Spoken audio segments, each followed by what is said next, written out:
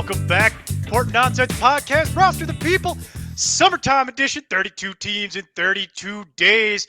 The show's so nice, we named it 3 times. Neil Smith, at that after Jason Draven. Down below us, Mason P. Cameron, in the basement. Mason, cat tax. Got to do the cat tax before it runs away. Yep, there it is. There it is. Oh, Almost got bit. She's like, what are you doing touching me? How? Now she's giving you the death stare. Yeah, look at her stare. How dare you do that to me? There you go. All right, and that's it. Until tomorrow, keep up the nonsense. We're out of here. That's it. That's the whole show. That's the high point of it. We'll never do better ratings than the cat. We know this from years going by. Makes sense. That's why the best show we ever did was the one where Steve had his dog in his lap. And we'll never do better. It was the best one. Steve's tiny little white dog, the little lap dog. That it's like, no, that's it. That's the one. All right. Well, as you can tell from my background and from what I said yesterday, I was trying to find coverage for this so I wouldn't have to do it, but nobody wanted to hook up and bail me out. So I'm here against my will to talk about the Green Bay Packers. But before we get into the Green Bay Packers, as always, this is your primer for the 2024 fantasy football season. This is all based on 12-team redraft, 16-round draft, standard stuff at this point. It's all based on PPR. Today is the 1st of August, so if anything we say sounds a little bit dated, that would be why. There is a wrap-up show, which is tentatively scheduled for the 31st of this month. Time TBD, most likely going to be about 7 o'clock Mountain Time, 6 o'clock Mountain Time, something like that. We will have a final date on that here in the very near future. Tune in for that. We'll update any takes we need to update. Within that, you will hear a lot of rankings being bandied about in ADPs. Those come courtesy of Fantasy Pros. We will throw in our own rankings as well, but we are a Fantasy Pros affiliate. Deal with it. Thank you, for Fantasy Pros, once again, for allowing us to be an affiliate. We love working with you. And Jason and I are part of the expert consensus rankings, so our rankings get slushed in with a lot of what's going on here, although they are a little bit different. All right, there you go. There's my lovely list of PSAs. We did the cat tax. We did the PSAs. Now I'm going to hold my nose, and we're going to transition into the Packers. I just love how you give our times in Mountain Time when like 2/3 of the nation doesn't even know what Mountain Time is. They're wrong. I know it's the best time zone. It's Mountain Time, best time. They're wrong. I know. They don't understand the glory of football starting at 11 o'clock in the morning and being done at like 8, 9 o'clock. So it's like beauty. It's beautiful. You don't have to adjust your schedule. It's just on. You don't have to worry about it. That being said, Colorado is full. I hear Wyoming is lovely. So there you go. There you go. Is Utah in Mountain Time? Because that'd be awesome. Yes, Utah is in Mountain Time. There you go. There are parts of Utah that local results may vary. So that's so there you go. All right. Well, as we recorded this, Jordan Love just signed a massive contract extension that we could go into if we were a real football show. We might do it briefly.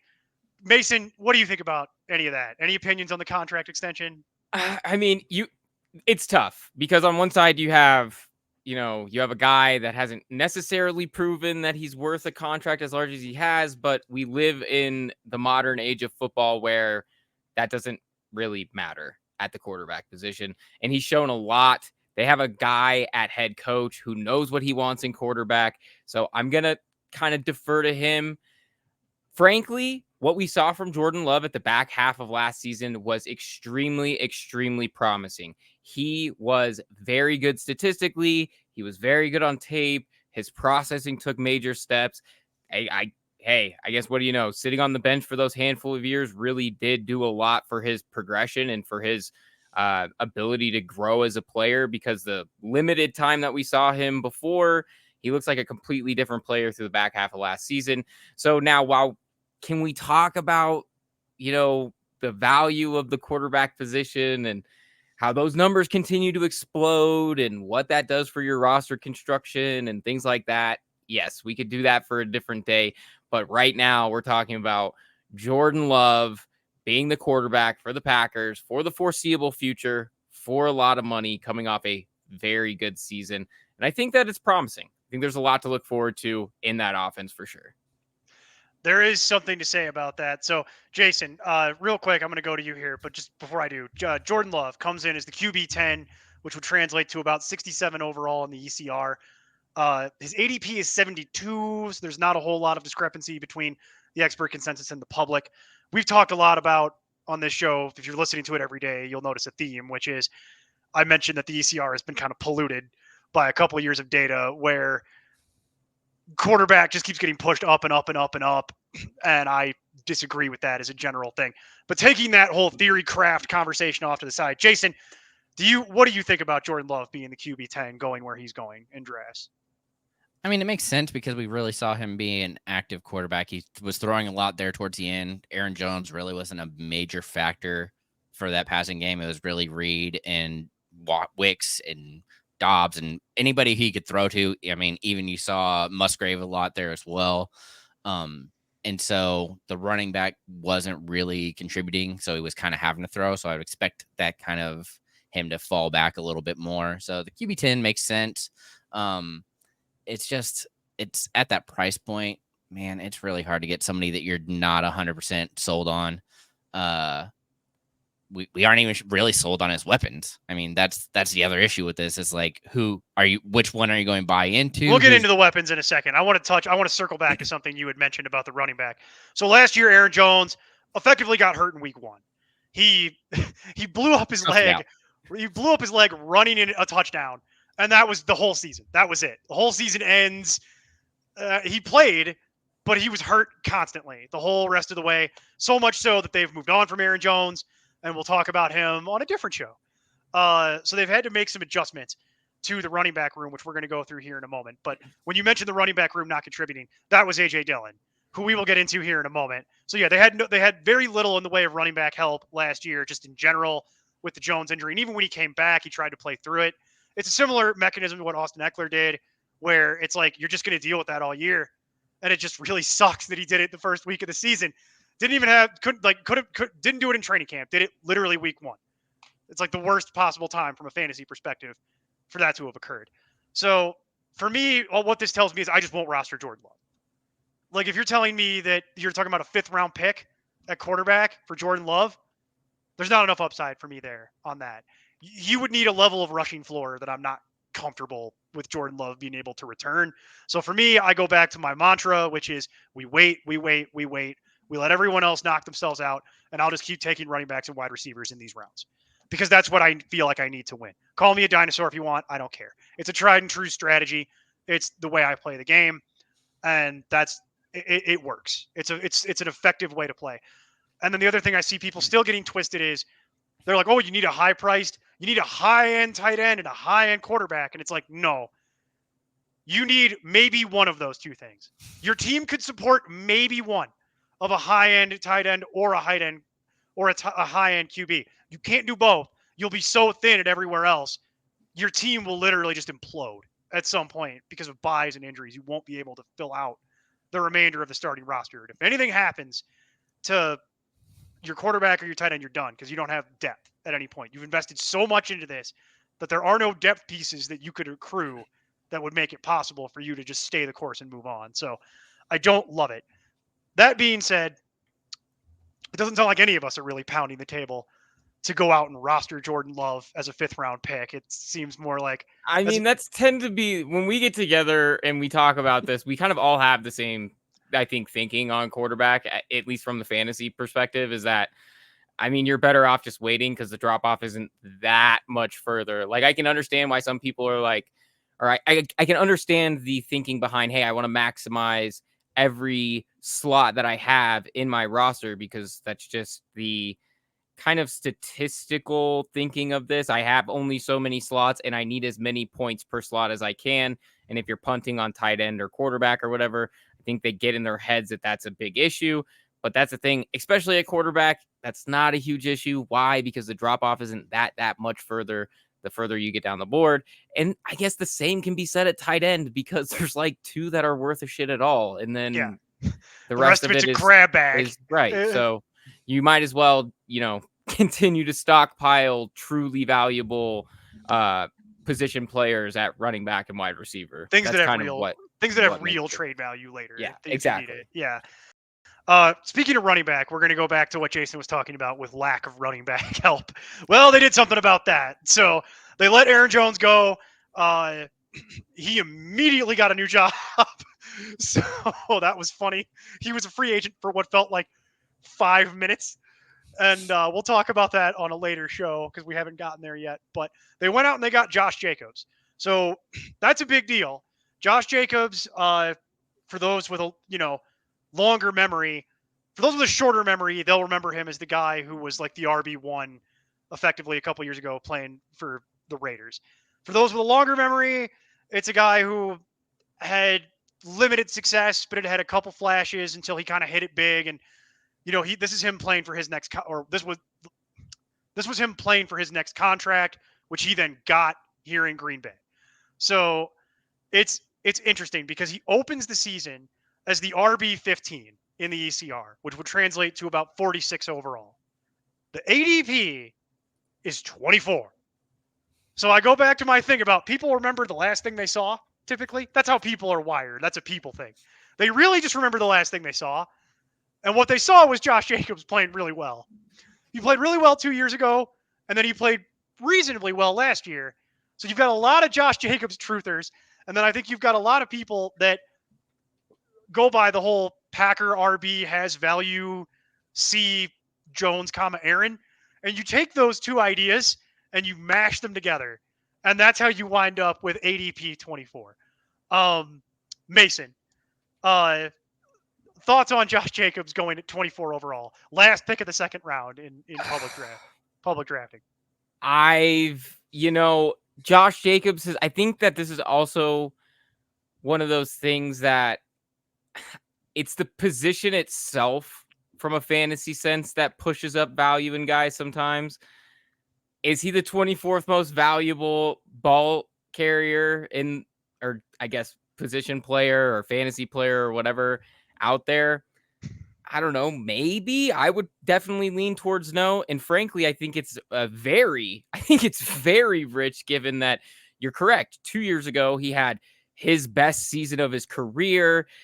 He was one of PFF's highest graded running backs. I think he was the highest graded running back by PFF in 2022. I'm looking at it right now.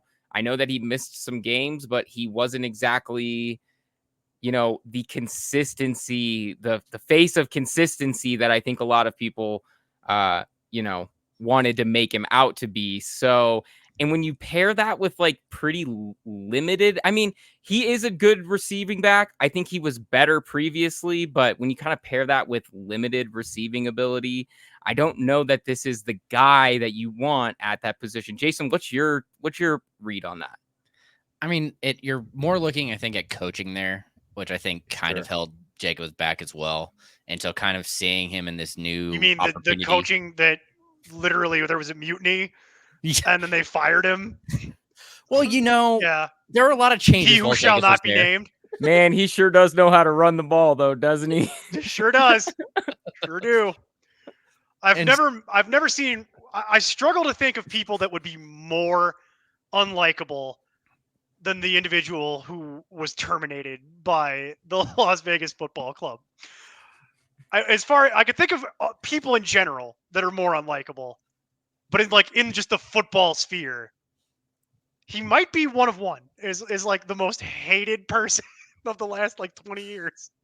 He's just confused because he didn't realize that the game evolved in a sense of what's okay to say to people and do, I guess. And I mean, that might be a story for a different day anyway. Maybe, but I would love to do this show in such a way that we could NSFW tag it. And it just craters our views to a point where I can't. But I would love to do the NSFW version of this because it would be scathing. We would have to have my lawyer sitting in the boxes. I would have to call my lawyer and be like, Dan, I need you to get on. You're going to need to just glare at me while we do this because I'm going to get into some real scandalous stories that I don't know if I could tell. I need you to mute me at times just to make sure that we're good to go. We'd have to do that show like they do in radio with a 30-second delay before it goes out on open air so you can hit the dump button. Because we can't do that show. It's not doable. It's so bad that it's derailed this show. So what we're gonna do is go back to what we were talking about. So Jason, you mentioned coaching obviously wasn't what all that it could be. Yeah. So then they go to Pierce, and then you notice things got better. And Pierce's mantra was, "I'm literally going to give the ball to Josh Jacobs 25 times a game until he's dead, until his legs fall off his body, because that's what we should be doing." And then lo and behold, that actually was working. It wasn't perfect, but it was a lot better than what they were doing. Yeah. So much so that now Jacobs parlayed that into a new deal. So his 2022 numbers, his 2023 second half kind of resurgence. So, but Jason, do you co-sign the idea of taking him at the end of the second round, or would you be looking elsewhere, just in general? I mean, you're probably if he's your second running back, more likely he's going to He would be your second player. Yeah. Yeah, So he's either he might be your running back one. He might be your RB1. Is my RB1. point to you is you're If you went legitimately wide having that receiver, conversation. if you went wide receiver first, he is your running back one, and If you're like picking, desperate. okay, He's if you're like picking has at to be 1 overall, and you got CMC, you would be picking at 24. So that's but the your thing life. is but you have to look at also And the way 25. that you have to look at the way that that's going to lead up to it. Also, the next 4 picks, 2, 3, 4, 5 receivers probably, more than likely. and so all those teams are going to be running back needy at that point. You're going to be pushed to the point that it's like, hey man, the way this is working at the moment. The way this is working at the moment, CMC, and then to your point, Lamb, Hill, St. Brown, Chase, Jefferson. Then it's Bijan and Brees, AJ Brown, Garrett Wilson, Puka. Jahmyr Gibbs rolls out the end of the first round. Second round start: Taylor, Barkley, Marvin Harrison Jr., Devonta Adams, Chris Olave, Drake London, Josh Allen for reasons that perplex me. Michael Pittman, rushing floor, Etienne, Brandon Ayuk, Jalen Hurts, and there you go. You're at Jacobs. The Josh Allen answer is they don't have anybody to throw to, and he's going to be the running back one for a lot of teams in the quarterback slot. So that actually is possible until he gets hurt. So I just wanted to look something up, and just to put into perspective also what something that we've talked about in previous shows is wear and tear, especially at the running back position. So I just wanted to look into something really quickly. As far as touches and targets go over the last 3 seasons, Najee Harris, number 1, 997 touches. At number 2, 979 touches, Josh Jacobs. That's even more than Derrick Henry. That's more than Joe Mixon, Saquon, Alvin, Christian, and a number of other backs that oftentimes get tagged with having a very large workload. So just to he's put that also into on perspective. a much better team than he's been on. Sure. In theory. Sure. I just mean theory, like the tread on the tires type conversation. And now, Josh Jacobs isn't so old that it's like, hey, this is an issue. He has all these years. He's 26. So he's not like out of the realm of like having very, very productive seasons ahead of him. It's just when you continue to slam a guy with 350 touches a season and 300 of those are carries between the tackles, it becomes very, very taxing. What Mason is referring to has a name. It's called the curse of 300, and he's on the wrong side of that math. It's not a guarantee. The only back that continually got like 300 touches like that and just stayed good for his entire season was Marshawn Lynch, and every single year it seemed to be like, is this guy human? Like, no, you're not. That was the answer. Was no until he was. Yeah. And that was the answer, was no, he wasn't human until he became human later. Yeah. And then it's like, well, Father Time is undefeated. He catches up with every single one of us. But so I think that's the case. I think we're all going to do the same thing, which is I'm going to preach caution with Josh Jacobs for all the reasons you guys have laid out. I'm going to pray. What do you mean? I'm going to pray I don't get put in that position. Exactly. I really don't want to. I just don't want to deal with it. And then there's a part 2 to this, which I think is interesting but I'm kind of out on Jacobs at that point. And I'm going to let somebody else deal with that problem. Especially with, you brought it up, the curse of 300 was actually my note for this, was he's on the wrong side of the curse of 300. And that list is pretty extensive when you start realizing, like, you've been in 300 car crashes a year for that many years. Eventually something goes wrong. The other thing that I want to bring up, though, is there's a new face in town. So we talked about A.J. Dillon. Wasn't good last year. for my money, hasn't been good for his entire career. I've been right about this, Jason. You know I have. That AJ Dillon, not good. Like, just hasn't done much. They've given him every opportunity, and I think they even have acknowledged we need to do something else. His yards per attempt are bad. His yards after contact are bad. His ability to catch the ball is bad. What does he do well? Nothing. Good. So then we finally have something to talk about, though. They drafted Marshawn Lloyd. So Marshawn Lloyd is coming in as the RB 50 in the ECR at 157 overall. His ADP is 148. Okay, Mason, I'm gonna go to you for this because you have thoughts. So I'd like you to go through them, please, because I just want to state it where he comes in at before we do. So when the pre-draft process was happening, and I was talking with a colleague of mine, Dalton Wasserman, and we were talking about the Packers draft after it was all said and done, and we were really like, as much as I don't think either of us were super high on any of the backs, and Marshawn Lloyd was just kind of another name in the crowd of a fairly middling class. You know, when we looked at that and started thinking the fit that he's going to be in that system, I think that he is undoubtedly the handcuff in that room. They are going to, if anything were to happen to Josh Jacobs, and this is a connection to what we were just saying about, you have the curse of 300. If you are going to be the person who hitches your wagon to Josh Jacobs, be sure to maybe overpay a little bit for his handcuff. And why? Because that guy is not going to be AJ Dillon. That guy is going to be must-do. Is going to be Marshawn Lloyd. He's a great one-cut back in his zone scheme. He's going to fit the system exceedingly well. The only issue you have to understand is he is exclusively a handcuff. He has little to no pass catching upside. That's going to be like, oh, well, he'll get in there on third downs. Like, no, they're going to throw the ball to Josh Jacobs if they, I mean, I could see it maybe, but like, he's definitely not going to have any like receiving production in their backfield. He's had like, I think he had 19 targets last season. So he's not really like moving the needle as a receiver. So you do have to understand that in that regard. But hey, this might be a very valuable handcuff for you if this is the way your roster construction ends up panning out. Yeah.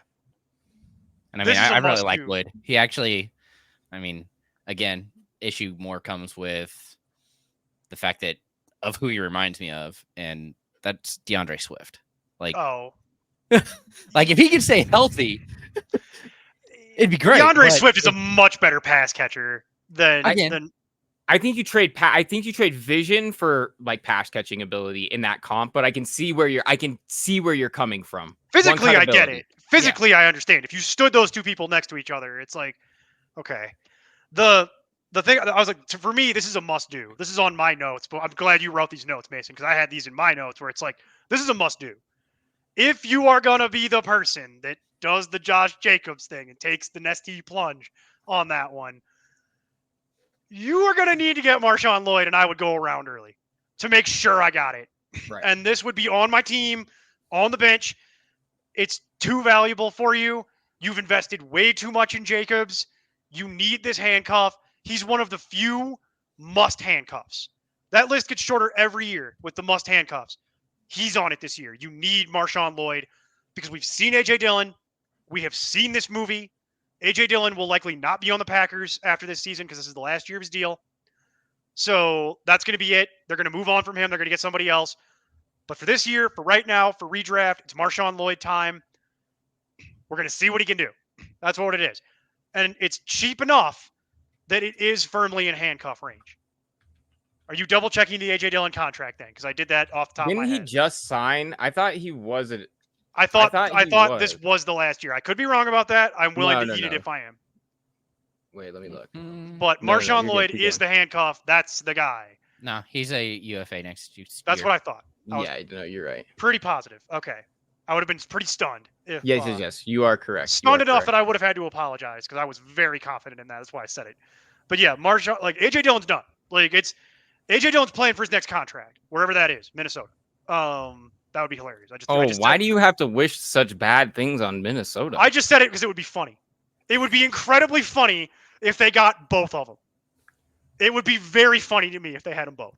Like and as we know, I'm in this for the comedy. I think it's very funny. Just like how I think it's funny that the Chargers have both Baltimore running backs. I think that's very funny. Like, it's very funny to me that you would just get them both. Like, why would you do that? I don't know.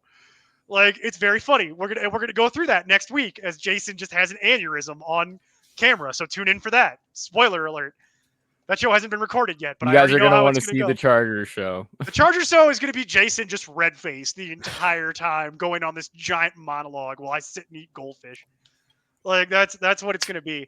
But yeah, AJ Dillon not being drafted, that is correct. Just don't worry about it. It's Marshawn Lloyd time as the backup, and it is a very serious handcuff of one of only a handful of must handcuffs for the 2024 season. Let's do wide receiver. Okay, before we get to wide receiver, I do have one note. Coin flip. Well, maybe, but I have one note. We talk about projection inflation a lot over the years. It's happening with the Packers. Because you're going to notice something as I go through wide receivers, which is, if for people that are really paying attention, you'll notice that most teams have between 5 or 6 draftable players in fantasy in a standard league, like what we're just not a standard league, but in the format that we're describing. The lowest actually has been the Broncos with 3. That's why I'm glad Mason wasn't here for that show, because that show would still be happening. The Packers have 7. And when we get to there, I'll just point out, this is one of the ways you could tell that there's something funky going on with the projections. So I did the math before this show, and this is one of those teams where if you total it all up, it doesn't add up. It's not really possible for this team to have this many draftable players all return value. I bring that up when we get to wide receiver for a reason, because they have 4 that are all being drafted. And I will tell you right now, there is a 1% chance, as in margin for error, that all 4 of those guys will finish back inside of draftable range. It's not going to happen. Thank you for coming to my TED Talk. And now we'll go through the individual players. Jaden Starting Reed. with your boy. Yeah, Jaden Reed, my boy.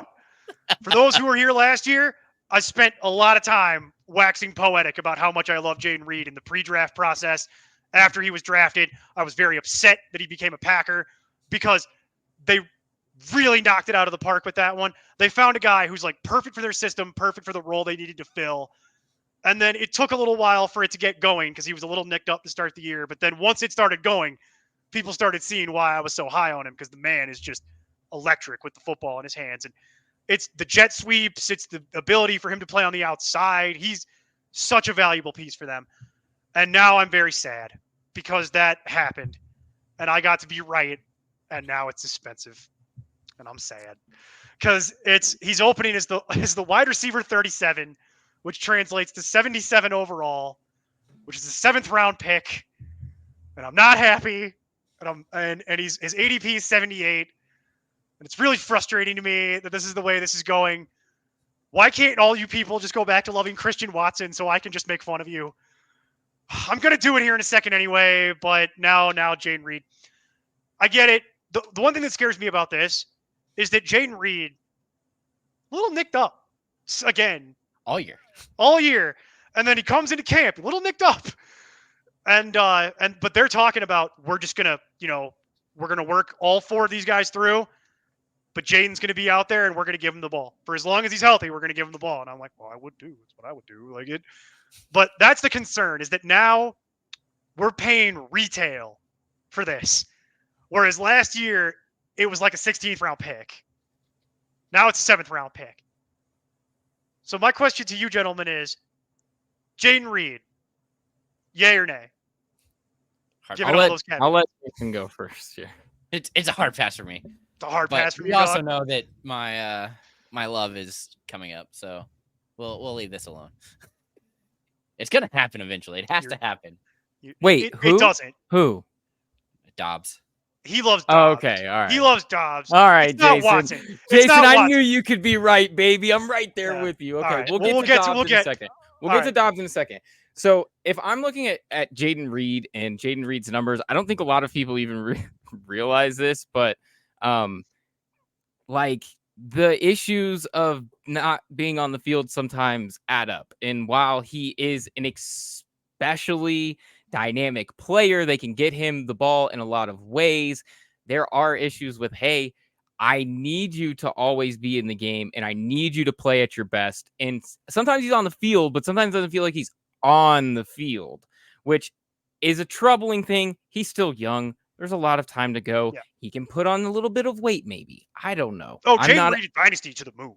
I'm not going. Like I'm not Jaden his Reed coach, Dynasty so- to the moon. Right. Like, but redraft. 78 ADP is just is very, very rich at the position that I think has more dynamic players than Jaden Reed. And while Jaden Reed gets a bunch of targets, he is going to get a bunch of work. I don't even think he is the wide receiver one on this team for this to go this way. And I think Jason and I have the same idea, which we obviously just alluded to, and we'll get into here in a second. Into it here in a moment. But as we break down more into the wide receiving core, but that's kind of where my approach is.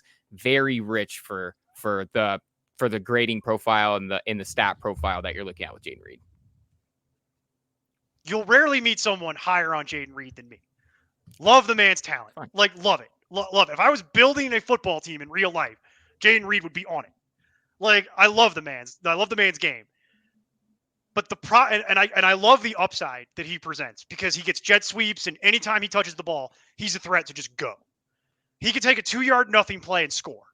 And that's very rare for a guy who's not actually just a vertical deep threat who runs down the field with his arm up. He's just that fast, and he's got that level of elusiveness, and he's got good hands, and it's just, I could go on. And he could play a traditional wide receiver on the outside at a reasonable level, but the problem is what Mason was saying.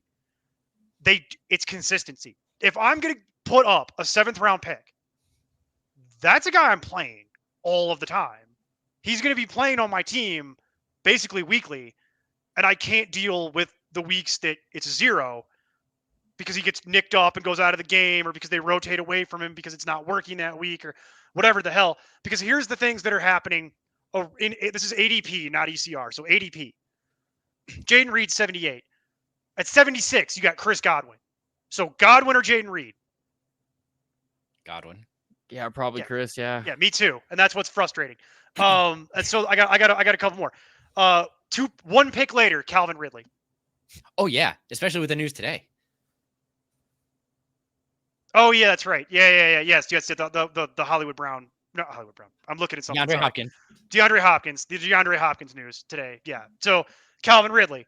I said Hollywood Brown because I'm looking at Hollywood Brown on the screen. Hollywood Brown is the next pick in ADP. Like, that's closer. Yeah, a little bit. If he falls, you got Terry McLaurin.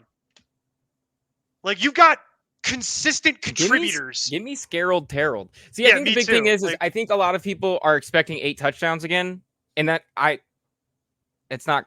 I'm not projecting. I love wishful thinking, but I'm not projecting 8 touchdowns. Don't project 8 touchdowns. Project 5, maybe 6. Yeah. Like, I think they're going to approach it in a slightly different way. They like to push the ball a little bit differently.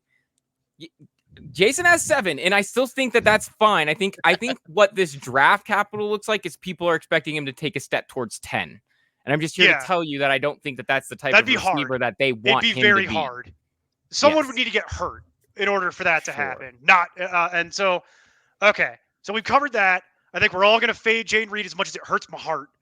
What I want to do is let someone else draft Jaden Reed and hope their team goes in the toilet. And then I'm going to try to acquire Jaden Reed later. Peanuts, that's what I'm going to try to do. Next name, Christian Watson. Opens as the RB 45, 103 overall. His ADP is 102. I'm going to make my thoughts perfectly clear and then go away. Stop trying to make fetch happen. It's not going to happen. Stop trying to make fetch happen. It's over. We're done. Move on. Get a life. Go touch grass. Thank you. Go discuss. Neil knows my favorite movie's Mean Girls, so he's just doing that to get on my good side. But I frankly agree. Not to jump the gun yet, but the fact that, Neil, go ahead, and since this is just going to be part of it, I don't know, Jason, do you have a take exclusively off Christian Watson? He's fast. That's really what it is. It's like he's fast. You get him the ball and he's healthy. He'll be fine. And therein lies the crux of the problem, is him being healthy. Mason, I see where you're going. Next name on the list is the one that people really want to talk about. Though? Is that really the crux, though? Or is it the crux that he is not a great route runner and he's had an issue dropping the ball? Also, the crux is that not healthy, and he might be a better route runner with better hands if he could practice more, but he can't because he's always hurt. And it's like that. It bleeds into everything. So let's do it this way, because I know where Mason was going to go. Next name on the list is Romeo Doubs. Everybody's boyfriend, Romeo Doubs.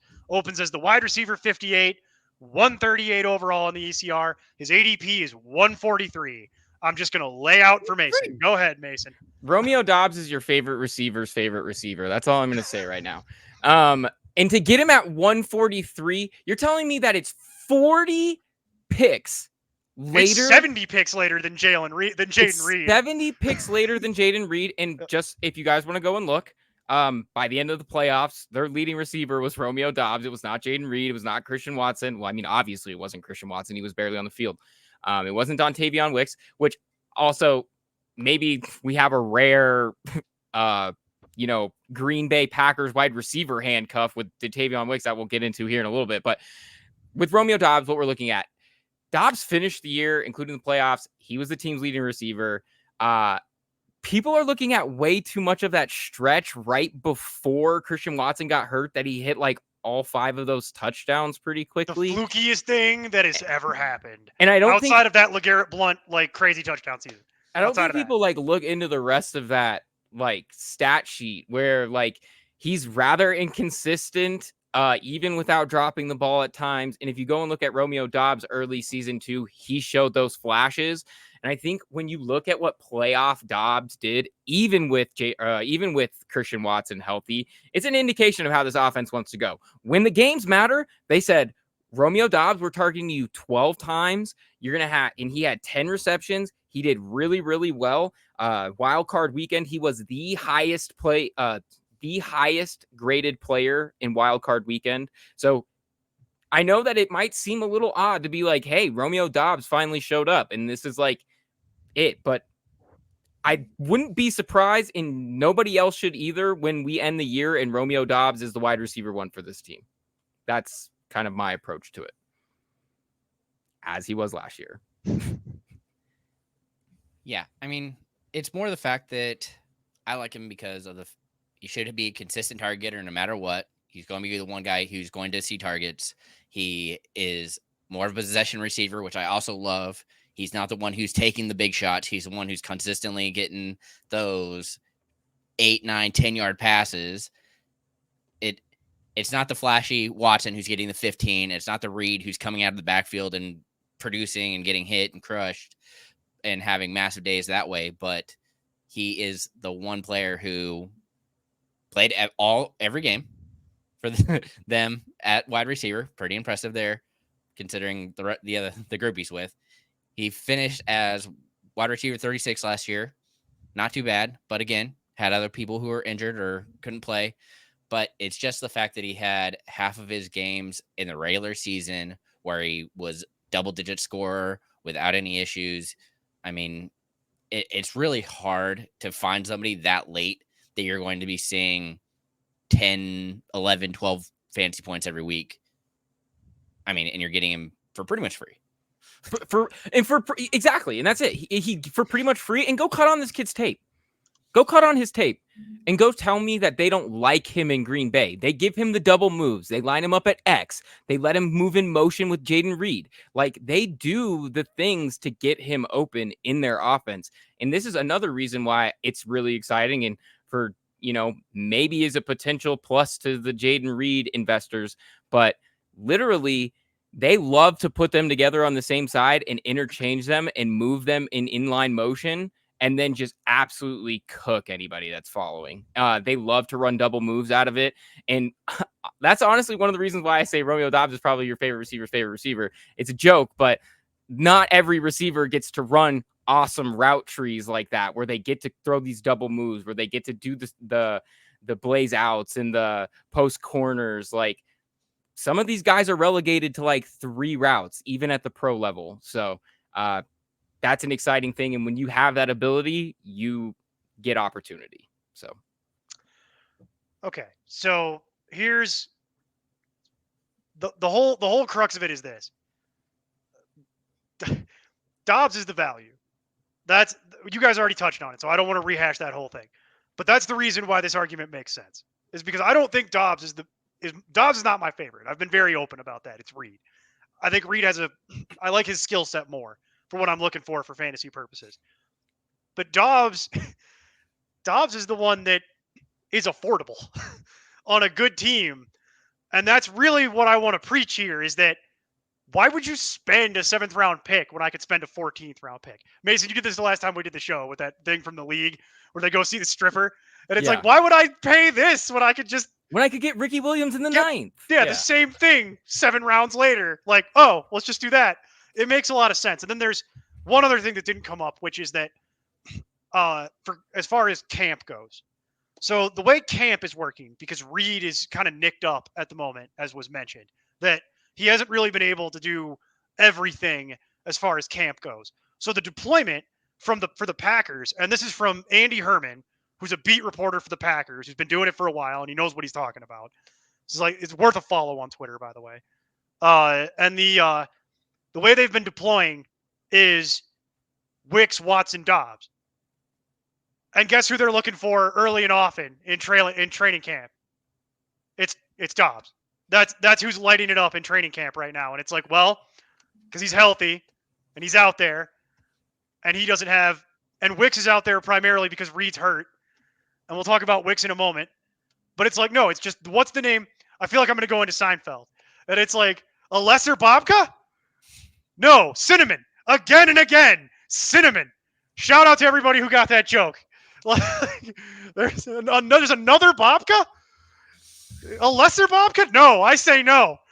So it's like that. That's the one that I have circled on here. There are 2 names that for anybody who's listening to this that I want you to remember on the Packers.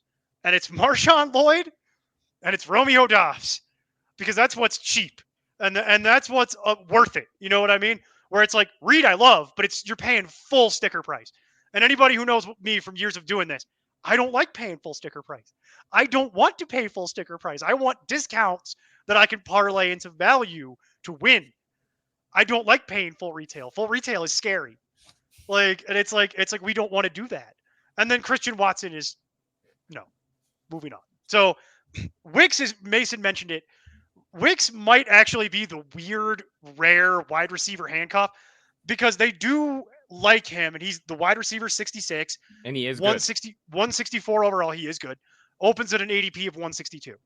Yeah. So if you get any of these guys and you're at all worried, go get Dontavian Wicks. Just take Wicks, because Wicks is going to play whenever anything happens to any of them.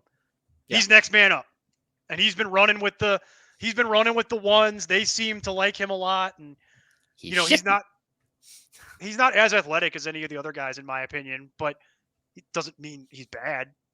It's just he's not like a world beater, but he's more I think he presents them with a different skill set than the rest of it. I think they fill out a very good 4-man room, and he just happens to be the odd man out. And eventually, when the team kind of smartens up on the Christian Watson thing, he'll definitely get more touch. Hopefully that's sooner rather than later. But I mean, we talk about draft capital investment a lot, so I can see why. And draft capital investment is a valuable piece of the puzzle, I'm sure. But we also have to sit here and go, I don't think he's done anything with the opportunity that's been given. So, not to rehash the conversation we just had, but there's a clear cut between who is really making production in this offense and who isn't. I just really hope they stop talking about Dobbs, because I don't want that price to slowly creep too high that I'm not in on him anymore. Oh, we should have done the show differently. Damn, it's a real missed opportunity. We should have absolutely done this show backwards. Christian Watson's great. What a value. Yes. We should have absolutely done it the other way. We kind of screwed ourselves here. We should have thought this through better. Oh well. And then finally, he had good value there. I have him ranked higher than that in my final rankings. Does that count? No. Okay. It's worth a shot. And finally, We'll go to tight end, which is Luke Musgrave. Opens as the tight end 13, 139 overall. His ADP is 161 because the public is correct and no one cares. That is a correct read by the public. Good job, public. You've made me happy here today. That's it. Luke Musgrave is fine. He's in the grab bag of crappy tight end at the end of the page. I don't care about Luke Musgrave. I'm sure that comes through loud and clear. Like, does anyone care? I mean, he was also injured a good portion of last year. So, like, this is the thing is, so I keep pointing back to flashes. The Packers offense was, in my opinion, showing their best football kind of right there when the playoffs were starting. Mm-hmm. They had a great wild card game. They came up against a buzzsaw that they just did not match up with well in the next round, in the divisional round, in the Niners, right? Yeah. And when you look at kind of how they did their offense, they did target the only person who had more targets than Luke Musgrave was Tucker Kraft and Romeo Doubs. Tucker Kraft is still on the team, by the way, is the backup tight end. So yes, there you go. That's so it's like, it's one of those things that it's like, will they use these tight ends? Sure. Occasionally. Which one do you want? I don't know. Does it matter? Probably not. Should you prioritize it? Hell no. Well, and I think the same issue also comes with the fact that, was it due to the fact that they didn't have a pass-catching running back? That's good. I mean, they didn't have that target that's normally in that space. Who knows? But there's a lot of things that contribute to being terrified. All I know is that there's no way that when we get back to the end of the year that the Packers are going to have, if we redrafted, that the Packers would have 7 guys inside of draftable range. No chance. So, and that's my big thing with this. That's my big takeaway for everyone is somebody's going to burn you. Yeah, but that's because like we're talking about, a lot of this is like insurance.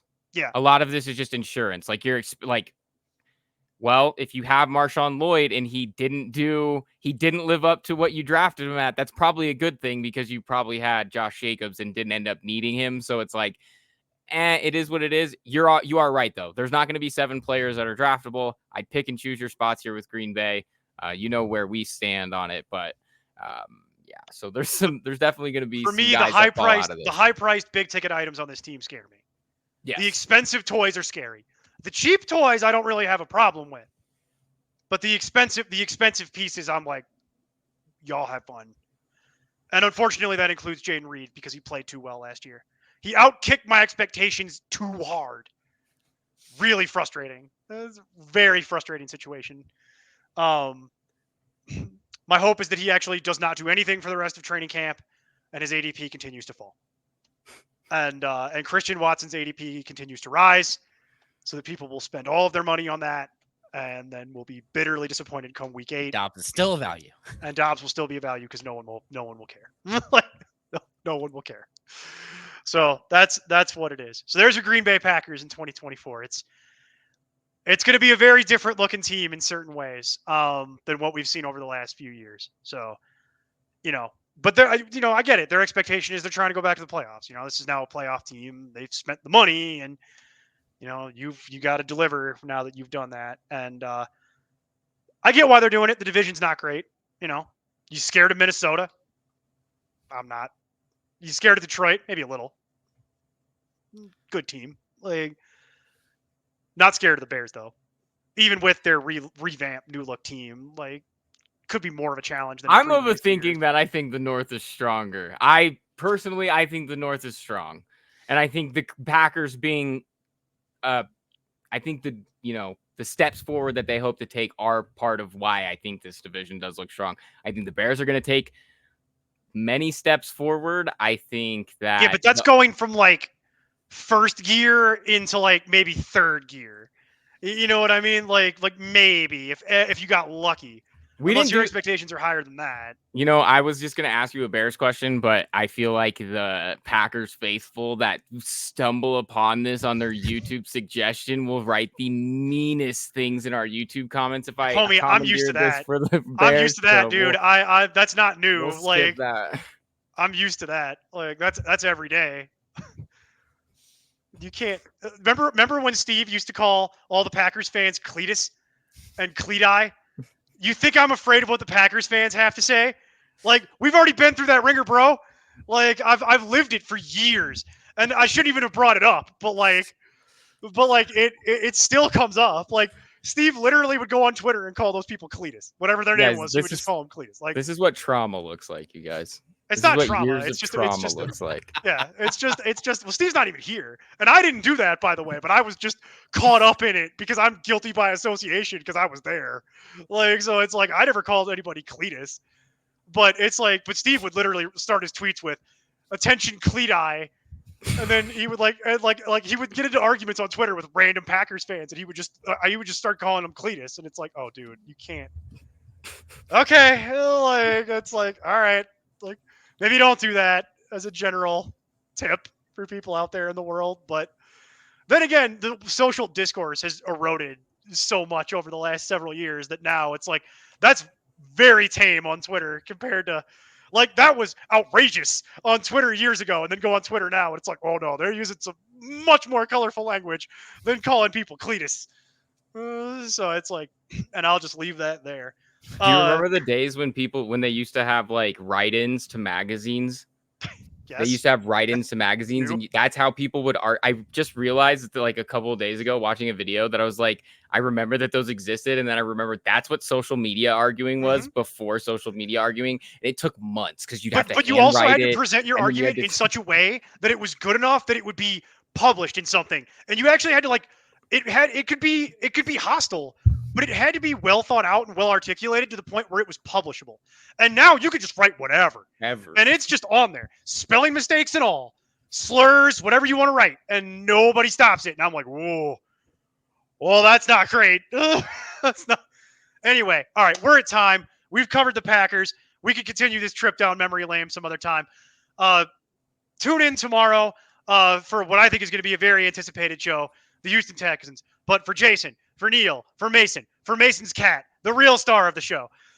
We will see you tomorrow. Until then, keep up the nonsense. I'm Tim Kitzer from NBA Jam and NFL Blitz, and you can find all the guys at ImportantNonsense.com. Kaboom!